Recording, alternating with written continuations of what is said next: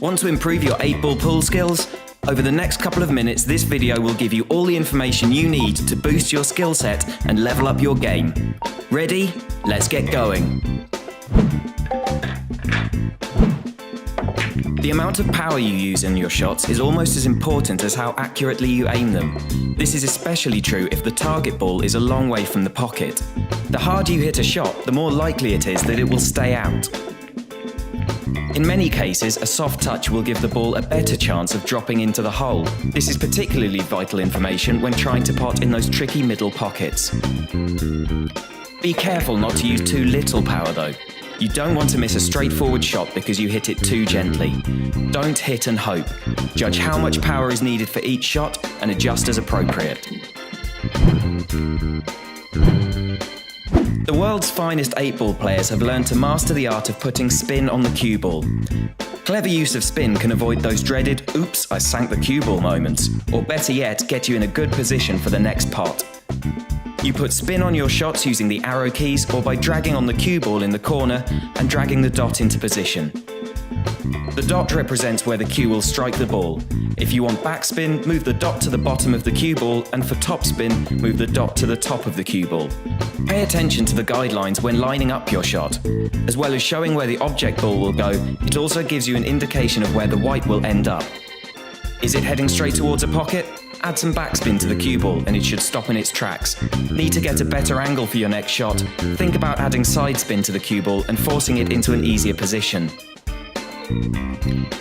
The harder you hit your shot, the more spin will be added to the cue ball. But be careful, as too much power and spin can send it out of control and into a pocket. The pros don't just think about the shot that they're lining up, they're thinking 1, 2 or even 3 shots ahead. This means that they already know which ball they'd like to pot next, after the one they're about to pot.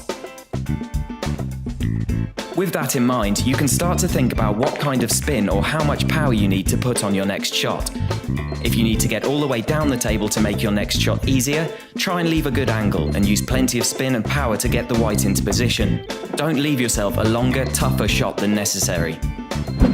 There are a few basic rules that all 8-ball players should know if they want to succeed. Make sure you're not making it harder for yourself. If you pot a ball with your break-off shot, you can still choose whether you want to be stripes or solids. You might think, great, that's a solid already potted, but then realise that the stripes are in a much better position. The choice is still yours until the next ball is potted. If a ball doesn't hit the rail around the table, that shot is a foul. Lots of players make this mistake. It lets your opponent move the cue ball to wherever they want on the table.